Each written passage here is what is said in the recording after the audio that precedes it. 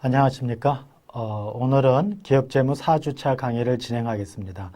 지난 3주차 강의 때 화폐의 시간적 가치가 중요하다. 그 중에서도 현재 가치 개념이 중요하다라는 얘기를 했고요. 잠깐 언급했었지만 현재 가치에서도 가장 중요하게 적용되는 분야가 세 가지가 있는데 그것을 이번 주 현재 가치의 3대 주제라는 제목으로 강의를 진행하도록 하겠습니다.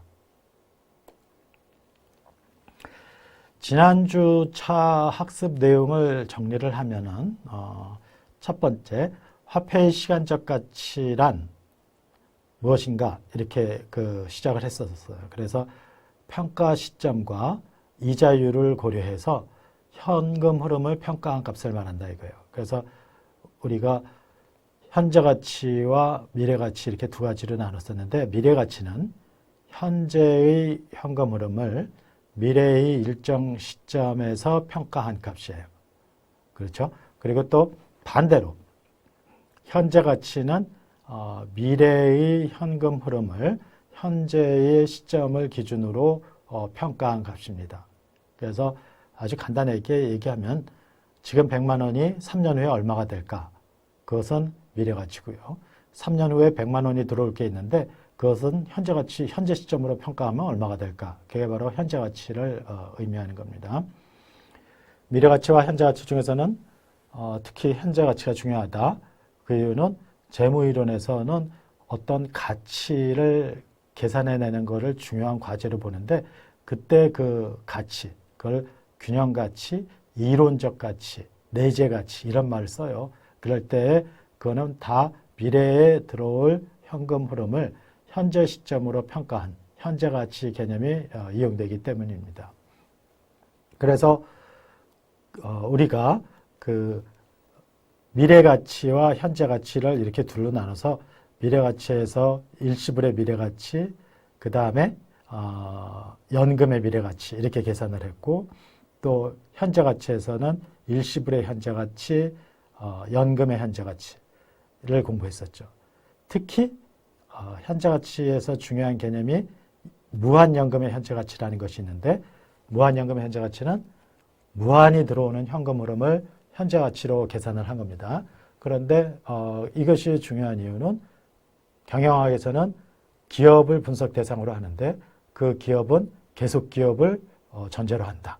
그러니까 무한히 존속하는 그런 기업을 분석 대상으로 하기 때문에 그 기업이 벌어들이는 영업현금 흐름도 무한하고 그 기업이 배당을 주는 주식의 경우에도 배당 현금 흐름이 무한히 계속되기 때문에 특히 그 무한연금의 현재 가치가 중요하다라는 얘기까지 했습니다. 오늘은 그 내용을 좀 더 깊이 있게 현재 가치의 중요성을 이해하고 이를 산출하기 위한 그 산출식의 구조를 공부를 할 겁니다. 그리고 그 구조식이 증권 가격을 결정하는데 어떻게 이용이 되는지, 그 다음에 실물 투자를 평가할 때 어떻게 되는지, 또는 기업 가치를 평가하는데 어떻게 되는지를 이해하도록 할 거예요. 그래서 그 학습 목차도 이 순서에 맞춰서 이렇게 제시가 되어 있어요. 첫 번째, 현재 가치의 산출 구조. 두 번째, 증권의 균형 가격. 세 번째, 실물 투자안의 평가. 네 번째, 기업 가치의 평가. 이런 순서로 진행이 되겠습니다. 현재 가치의 산출 구조를 볼까요? 현재 가치의 산출식은 분수값의 구조를 갖습니다. 분수값의 구조. 그래서 식을 소개하면 이렇게 되죠. V는 현재 가치예요. 그럴 때에 C 나누기 R이다 이거예요. 그러니까 분자에는 미래에 들어올 현금 흐름이 있고요. 분모에는 그것을 할인하는 할인율이 들어갑니다. 이거는 무한연금의 현재 가치를 나타내는 식이지만 일시불의 그 현재 가치를 구하는 식도 마찬가지예요. 일시불의 현재 가치는 n 시점 후의 가치를 1 플러스 r에 n승으로 나눠서 p0 현재 가치가 나온다고 그랬잖아요. 이 식을 봐도 분모에는 일시불의 현금 흐름이 있고 분자에는 일시불의 현금 흐름이 있고 분모에는 할인율이 들어가 있죠. 그래서 어떤 그 상황에서 현재 가치를 적용을 하더라도 항상 분자에는 현금 흐름, 분모에는 할인율이 들어가 있습니다. 그래서 이 식이 그 증권 가격을 산출할 때 또 실물 투자안의 가치를 평가하거나 기업 가치를 평가할 때 적용이 됩니다. 증권의 균형 가격을 구해보죠. 먼저 주식을 우리가 증권의 종류는 그 크게 네 가지로 나눌 수가 있어요. 하나는 주식, 그리고 또 하나는 채권, 그 다음에 수익증권이라는 것도 있고요. 수익증권, 그 다음에 파생증권, 파생금융상품이라고도 하죠. 그래서 파생증권 이렇게 네 가지가 있는데 전통적으로 주식과 채권이 대표적인 그 증권으로 꼽히고 있습니다. 그래서 여기서는 일단 그 주식과 채권의 균형 가격을 구하는 방법을 설명을 할 거예요. 수익증권이나 파생증권은 나중에 증권투자론이나 자본시장론에 가면은 이제 더 깊이 있게 공부를 하게 될 겁니다. 그래서 주식의 균형 가격을 구하려고 해도 또 채권의 균형 가격을 구하려고 해도 다 그 주식을 갖고 있음으로써 얻게 되는 현금 흐름은 무엇이냐, 그걸 알아야 되고, 채권을 갖고 있게 되면은 그것에서 얻게 되는 현금 흐름은 무엇인가, 이거를 알아야 돼요. 그 현금 흐름이 분자에 들어가고 그것에 맞춰서 할인율이 분모에 들어가서 현재 가치를 구하기 때문입니다. 주식의 경우 현금 흐름, 어떤 현금 흐름을 받게 될까? 그건 바로 배당금이에요. 주식을 가짐으로써 내가 주식을 갖고 있게 되면은 배당을 받게 되죠. 우리가 주식을 살 때 배당금을 보고 삽니까? 내가 사고 난 다음에 10만 원짜리 주식이 12만 원이 되면 20% 이익을 내고 팔아버려야지, 이렇게 생각을 하고 사는 사람들이 많죠. 그렇지만 그 10만 원으로 산 것이 12만 원이 되는 것은 그 바로 앞으로 배당이 더 늘어날 거라고 생각을 하기 때문에 가격이 오르는 거예요. 내가 팔질 않고 계속 갖고 있게 되면은 배당을 받게 되는 거죠. 그래서 배당을 현재 가치로 계산을 하는 것이 바로 주식의 균형 가격이 되는 거예요. 그런데 기업은 언제까지 존속한다고 했습니까? 무한히 존속한다고 그랬죠. 그러니까 배당금도 무한히 지급되게 된다, 이렇게 이해를 하시면 됩니다. 그래서 그렇게 주식을 평가할 때 배당금의 현재 가치로 평가한다라는 것을 바로 배당평가 모형이라고 그래요. 배당평가 모형. 그래서 이거를 디비던스, 그러니까 배당을 디비던스라고 그래요. 디비던스. 그 다음에 평가 모형, 디스카운팅, 배당 할인 모형이라고도 하는데 디스카운팅 모델이라고 해서 DDM 이렇게도 표현을 하죠. 아무튼 주식을 갖고 있게 되면은 배당을 받게 되니까 그렇게 무한히 계속되는 배당을 현재 가치로 계산을 하면은 주식의 균형 가격이 된다. 이게 그 배당 평가 모형의 그 골자예요.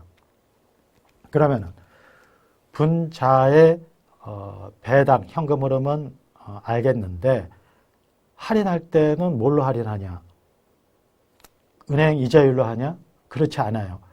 우리가 현재 가치, 미래 가치 얘기할 때 금리를 10%라고 하자 해서 이자율을 썼지만 그거는 예금 같은 경우에 가능한 얘기고, 이제 그 예금보다는 배당은 좀 불규칙하잖아요. 불확실하잖아요. 그러니까 불확실한 배당금은 그 은행에서 받는 이자보다는 더 위험한 거예요. 그래서 그렇게 위험한 그 현금 흐름의 경우에는 그 위험 수준에 알맞는 할인율을 따로 구해야 돼요. 그걸 이제 뒤에서 또 공부를 할 겁니다.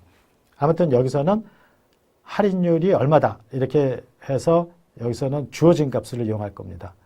나중에 가서는 위험에 맞는 할인율을 우리가 직접 구하는 그런 공부를 하게 될 겁니다. 그래서 그때 배당의 현재 가치를 구할 때 적용하는 할인율은 뭐냐? 그거는 주식 수익률이에요. 주식 수익률. 어떻게 수익률을 할인율로 쓰냐? 우리가 할인율하고 수익률은 같은 말이라고 그랬죠. 미래 가치를 계산할 때는 수익률, 그리고 현재 가치를 계산할 때는 할인율. 그러니까 주식을 보유함으로써 미래 수익이 얼마가 될까를 계산할 때는 수익률이지만 그것을 현재 가치를 계산할 때 쓰게 되면은 할인율이 되는 거예요.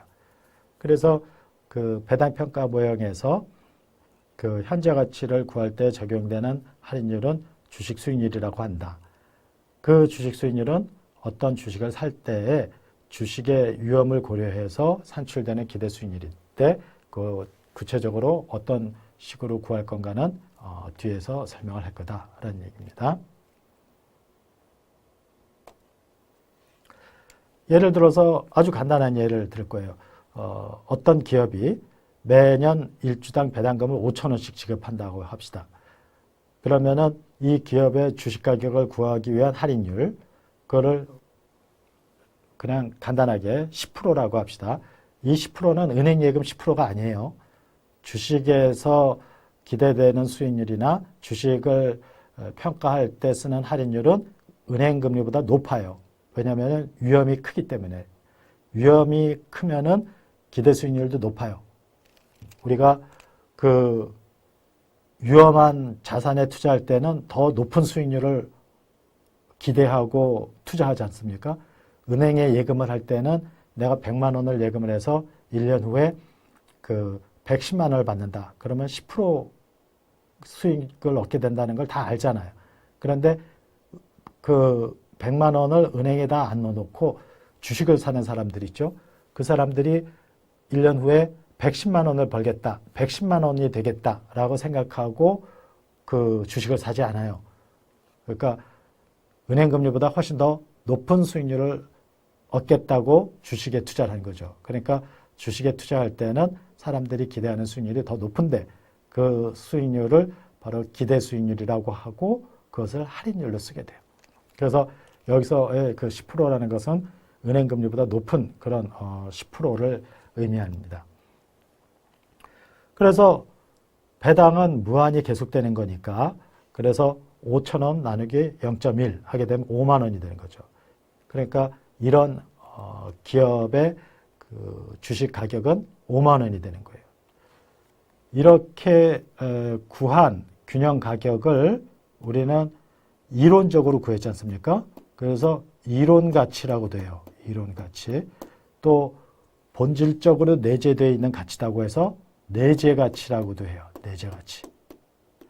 그러면은 이 이론 가치, 내재 가치, 균형 가격이 오늘 삼성전자 주식 가격이 얼마냐 이럴 때 시장에서 형성되어 있는 가격하고는 다른 거예요. 그 시장에서 형성되어 있는 시장 가격 또는 시장 가치는 이렇게 배당금의 현재 가치로 계산하는 것이 아니라 시장에서의 수요와 공급에 의해서 결정이 되는 거예요. 그러니까 이론 가치, 시장 가치는 같은 게 아니에요. 서로 다른 거예요. 그래서 수요와 공급에 의해서 시장에 형성되어 있는 가격, 그것이 바로 시장 가격, 시장 가치고 우리가 공부하는 것은 내재 가치예요. 그래서 내재 가치를 구했을 때의 시장 가격과 비교해서 만약에 내가 이렇게 해서 이 회사의 주식 내재 가치를 구했더니 5만 원이고 시장에서는 거래되는 게 3만 원에 거래된다. 그럼 이걸 사야 되겠습니까? 팔아야 되겠습니까? 사야 되겠죠. 이 진정한 내재 가치는 5만 원인데 시장에서 지금 저평가되어 있잖아요.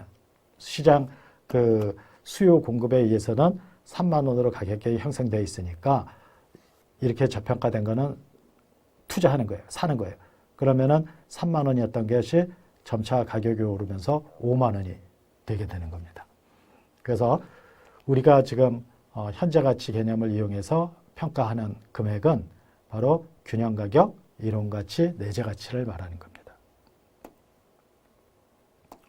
이번에는 그 두 번째 증권, 즉 채권을 설명을 하겠어요. 채권을 보유하게 되면요, 그 만기까지 이자를 받다가 만기에 가서 원금을 받게 돼요. 그러니까 회사채를, 내가 삼성전자가 발행한 회사채를 샀다 이거예요. 회사채는 보통 3년입니다, 만기가. 그러니까 3년 동안 이자를 받다가 3년 후에 가면은 원금을 받게 돼요. 그러니까 채권의 경우에 얻게 되는 현금 흐름은 만기까지의 이자와 만기에 가서 받는 원금, 이게 되는 거죠. 그러니까 채권의 균형 가격은 이자와 원금의 현재 가치가 되는 거예요. 채권의 경우도 미래에 들어올 이자와 원금이 이제 분자해 가고 이것을 어떤 값으로 할인을 하게 되면, 할인율을 하게 되면 이제 이게 바로 채권의 균형 가격이 되는 거예요. 그럴 때 요 할인하는 거, 채권의 할인율은 얼마로 할까? 그거는 채권 수익률이라고 한다고 그랬죠. 주식의 할인은 주식 수익률로 할인하고 채권의 경우는 채권 수익률로 할인을 합니다. 그래서 이때 채권 수익률이라는 말을 쓰는데, 그러면은 채권 수익률은 얼마가 될까? 은행 금리보다 높을까 낮을까? 높아요. 그러니까 은행 금리, 정기예금 금리를 놓고 보면은 이건 제일 안전한 금액이에요. 대신 받는 게 조금이죠. 그래서 뭐 5%다. 은행에 100만 원 넣었더니 105만 원을 준다. 그러면은 채권 수익률은 되게 이거보다 높아요.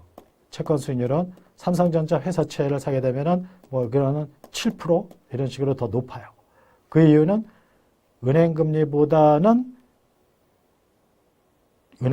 높은 이유는 그만큼 채권이 은행 예금보다는 위험하다는 거예요. 조금 불확실하다는 거죠. 왜냐면은 뭐 삼성전자 같은 경우 발행한 회사채에 문제될 게 없겠지만 우리가 잘 모르는 그 회사들이 발행한 그 회사채 같은 경우에는 좀 위험할 수도 있어요. 회사가 망해서 원리금을 못 갚을 수도 있다 이거예요. 이럴 때는 그게 더 높아지는 거죠. 일반적으로 주식 수익률, 주식에서의 그 수익률은 주식의 경우는 더 채권보다 위험하죠. 그래서 이런 거는 더 높아져요. 그래서 은행 금리보다는 채권 수익률이 높고 채권 수익률보다는 주식 수익률이 더 높습니다. 이렇게 해서 채권의 균형 가격을 구해내는 그런 예제를 한번 살펴봅시다. 액면 금액이 10만 원이에요. 만기까지 2년 남은 채권이래요. 그러니까 만기 2년이 지나면 만기가 되는데 그때 10만 원을 받게 된다는 거죠. 그리고 매년 말 이자를 받는데 5천 원씩 받는다는 거예요. 5천 원씩. 그러면은 이 채권의 균형 가격은 얼마냐? 자, 그러면은 채권을 사게 되면 만기에 가서 원금을 받고 만기까지의 이자를 받는다고 그랬죠. 만기 액면 금액 10만 원을 받는데 2년 후에 가서 받는단 말이에요. 2년 후에. 그럼 2년 후에 들어오는 일시불의 현재 가치를 계산을 해요. 이게 어떻게 계산하는 겁니까? 그러니까 10만 원을 2년 후니까 1 플러스 우리가 여기서도 10%라고 했네요. 그렇죠? 10%로 가정해서 0.1, 2년 후니까 제곱으로 나눠줘요. 이렇게 해서 나눠서 구하면은 이게 바로 82,645원이 되는 거예요. 2년 후에 들어오는 원금의 현재 가치는 82,645원입니다. 그것은 원금의 현재 가치예요. 채권의 경우에는 원금뿐만 아니라 이자를 받게 되죠. 그래서 이자는 2년 동안 5천 원씩 받는다고 그랬죠. 그러니까 1년 후에 5천 원 받고 2년 후에 5,000원 받게 되는데 1년 후에 받게 되는 5,000원의 현재 가치는 4,545원이에요. 어떻게 구합니까? 요거는 5,000원을 1 플러스 0.1, 1년 후에 들어오는 거니까 요거는 5,000원을 2년 후에 들어오는 거니까 1.1에 1 플러스 0.1의 제곱으로 이렇게 나눠주는 거죠. 그러면 요거는 4,132원이 되고요. 요 5,000원은 4,545원이 됩니다. 그럼 요거 두 개를 더하면은 8,677원이 되는데 8,677원이 바로 이자의 현재 가치가 되는 거예요. 그런데 채권의 경우에는 원금과 이자를 받는다고 그랬죠. 그러니까 이자의 현재 가치 8,677원에 그 원금의 현재 가치 82,645원을 더하면은 91,322원이 되는 거예요. 그러니까 이런 채권의 균형 가격은 현재 가치는 91,322원이 된다 이거죠. 액면 금액은 얼마였다고 그랬죠? 액면 금액은 10만 원이에요. 10만 원이라고 해서 지금 10만 원에 거래되는 게 아니에요. 그래서 현재 시점에서 볼 때는 91,322원이 적정 균형 가격이다라는 겁니다.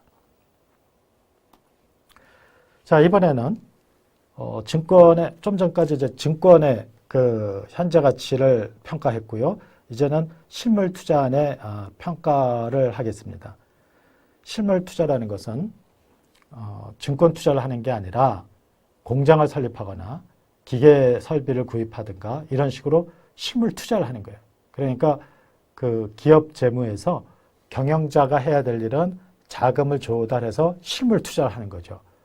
삼성전자가 반도체 공장을 설립한다든가 LG화학이 화학공장을 증설한다든가 현대자동차가 생산 라인을 증설한다든가 이런 것이 다 실물 투자가 되는 거예요. 이런 실물 투자를 놓고 그냥 경영자가 감으로 투자하는 게 아니에요. 그 실제로는 굉장히 복잡한 분석 과정을 거쳐서 그것이 경제성이 있는지 없는지를 판단을 해가지고 결정을 해요. 그럴 때에 여러 가지 그 평가 방법을 적용을 하게 되는데 이런 기법을 공부하는 게 이제 자본 예산 이론이에요. 자본 예산 이론. 그래서 우리가 그 예를 들어 포천 구리 그 고속도로를 놓았다 이거예요.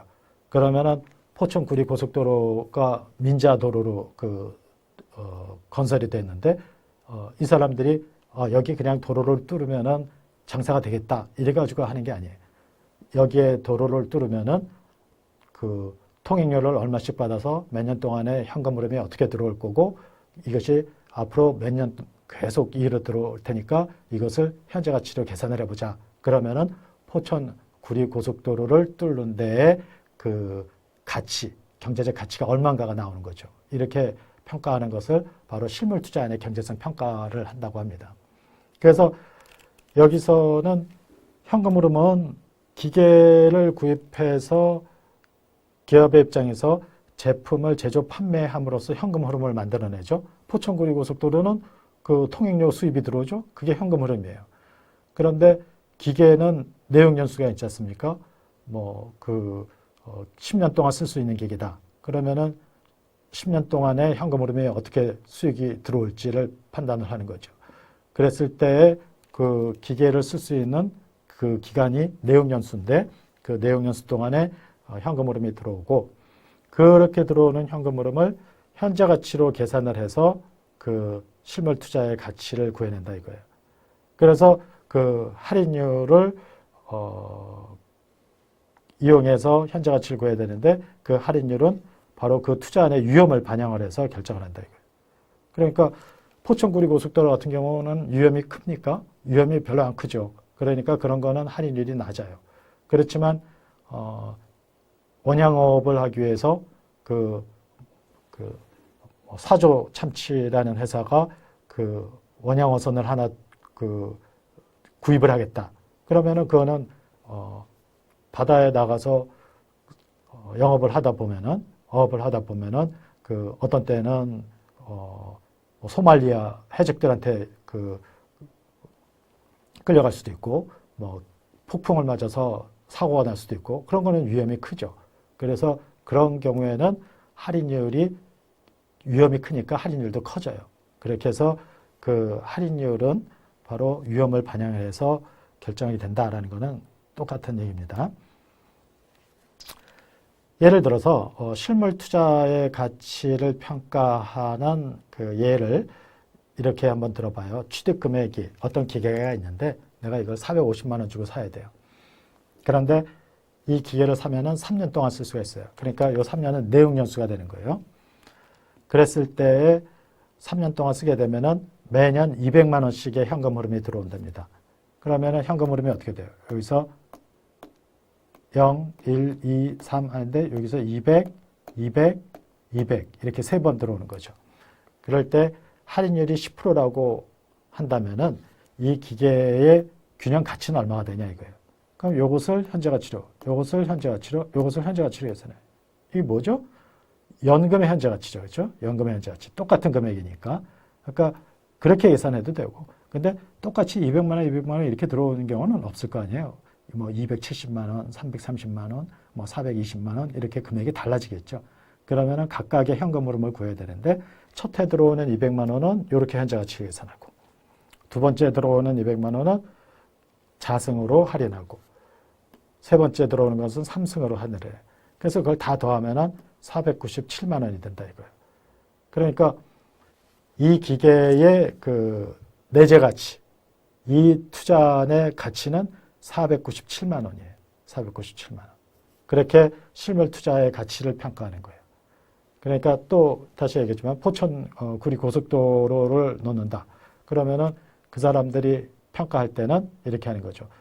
그 포천과 구리 고속도로를 놨을 때 그 사이를 통행하는 통행량이 어느 정도 될까? 이거를 예측을 해요.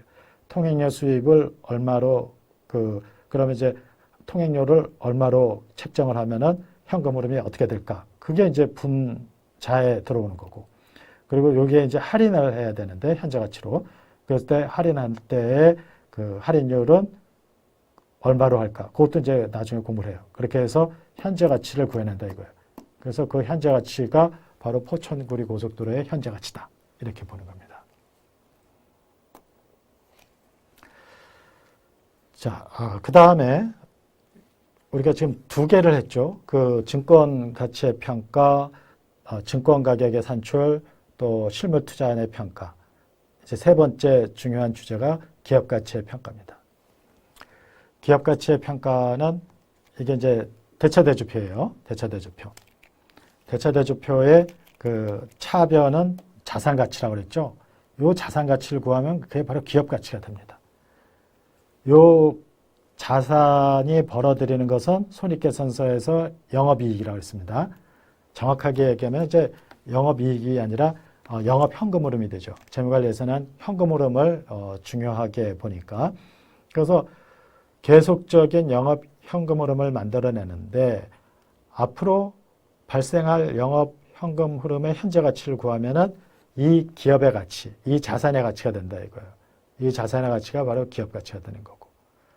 우리가 계속 기업을 전제로 평가를 하다 보니까 이때의 그 자산 가치 또는 기업 가치를 구할 때는 그 영구연금의 현재 가치로 평가를 하는 거죠. 그렇죠? 자, 이번에는 부채 가치를 봅시다. 대차대조표의 대변 쪽에 부채의 가치를 봐요. 부채를 제공한 사람, 돈을 빌려준 사람은 뭘 받아요? 이자를 받죠. 원금도. 만약에 이자와 원금을 받는데 부채를 계속 제공을 한다면은 원금은 나중에 받게 되고 이자를 계속 받게 되죠. 그렇죠? 만기가 됐다. 그럼 다시 돈을 또 빌려줘요. 그러면 또 이자를 받는 거죠. 그러니까 부채를 제공한 채권자는 원금을 회수해 가지 않는다면은 이자를 계속 받게 되는 거예요. 그러니까 앞으로 지급될 이자의 현재 가치를 구하면은 그게 바로 부채의 가치가 되는 거죠.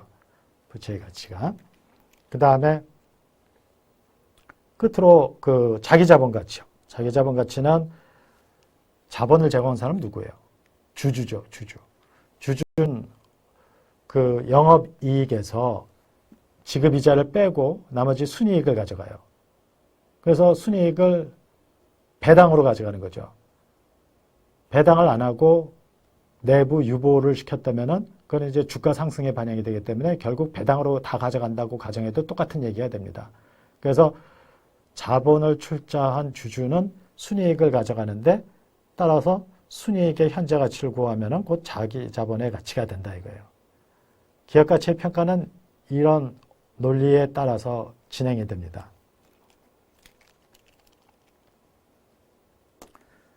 그래서 기업 가치의 평가 예제를 하나 만들어 봤는데 매년 이런 기업이 있어요. 매년 4억 원의 영업이익을 벌어들이고 있어요.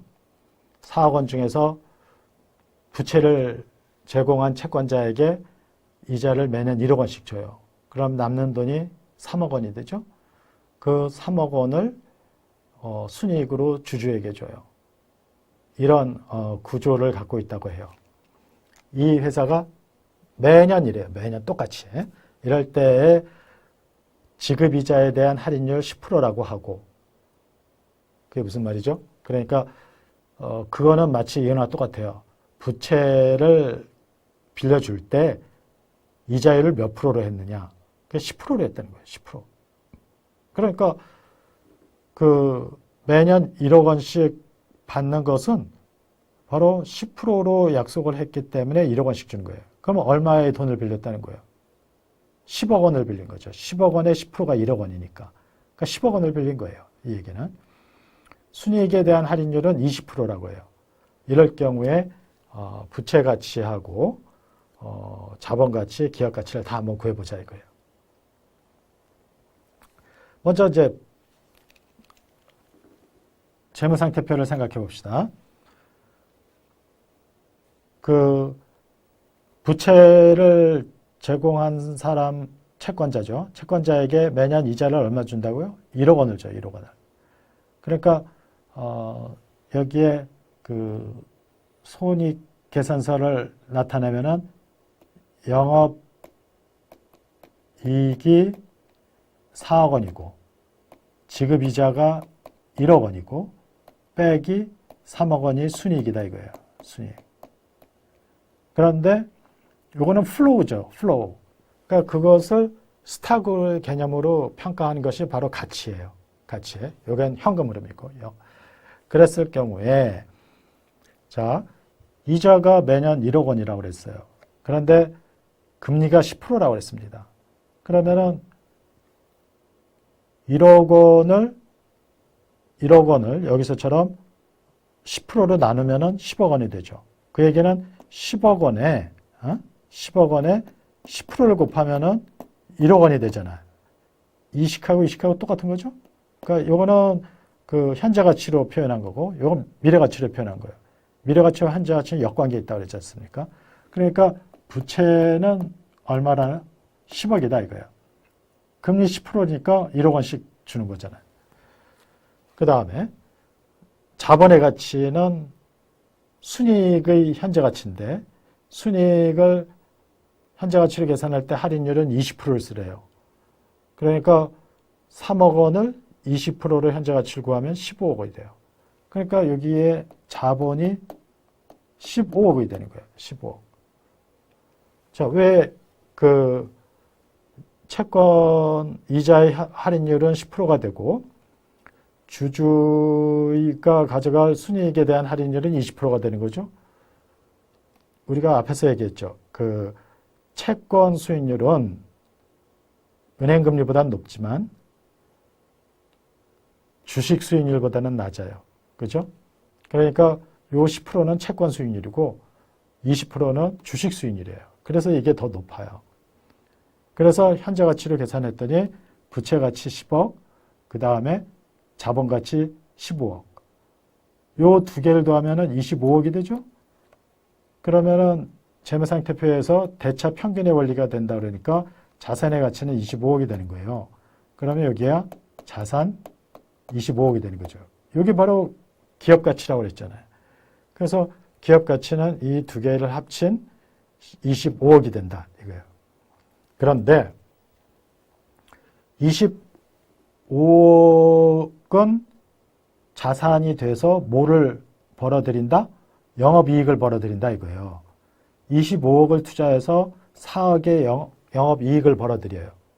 바로 그러니까 25억을 투자해서 4억을 벌어들인다 이거예요. 그러면은 그 4억 나누기 25억 하면은 이게 얼마가 될까요? 한 16% 정도가 될까요? 그럴 것 같은데요. 그러면은 5, 6, 30 그렇죠? 2, 6, 12 뭐 정확하게 모르겠는데 아무튼 4 나누기 25 이것이 바로 그 우리가 총 자산 영업이익률 이렇게 되는 거예요. 그래서 그때 지난 시간에 재무 분석 시간에 간단히 지난 시간에 총 자산 영업이익률을 얘기했는데 바로 이게 총 자산 영업이익률이 되는 겁니다. 기업 가치의 평가. 그러니까 부채의 가치를 구하고 자본의 가치를 구하고 그 두 개의 합을 그 자산의 가치를 본다. 그 자산의 가치는 곧 기업의 가치다. 자산은 영업이익을 벌어들이고 부채는 이자를 벌어들이고 자본은 순이익을 벌어들인다. 이렇게 이해를 하시면은 그 기업 가치의 평가의 그 구조를 이해하는 게 되겠습니다. 지금까지 강의했던 내용을 좀 정리를 해봅시다. 이번 시간에는 그 현재가치 개념이 적용되는 3대 과제를 설명을 했는데요. 현재가치는 분수값의 구조를 갖고 분자는 현금흐름, 분모는 할인율로 구성이 된다. 그리고 주식과 채권, 이 두 가지가 증권인데 주식은 배당액의 현재가치, 채권은 그 이자와 원금의 현재가치로 구한갑시다. 또 실물 투자를 평가할 때는 실물 투자에서 들어오는 현금 흐름을 현재가치로 산출한 값이다. 됐고요. 그 다음에 기업 가치는 앞으로 들어오게 될 영업 현금 흐름의 현재가치를 산출한 값이다. 이렇게 정리가 되겠습니다.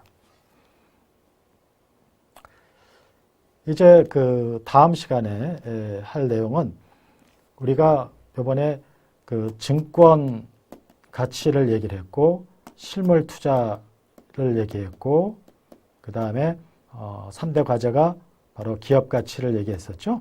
여기에서 이 부분을 이제 그 공부를 하는 거예요. 이 부분을 실물 투자는 그 다음에 할 거고 기업 가치는 이제 중간 시험 이후에 하게 될 겁니다. 그래서 증권에 대한 얘기를 다음 시간에 하도록 하겠습니다. 구체적인 내용은 그때 가서 또 살펴보도록 할 텐데 증권의 양면성 그리고 증권시장을 구성하는 기관 또 증권시장의 동향을 파악하는 그 주가지수라든가 또는 증권투자기법 이런 것들을 다음 시간에 소개하도록 하겠습니다. 자, 오늘은 이것으로 이번 주차 강의를 마치도록 하겠습니다. 수고하셨습니다.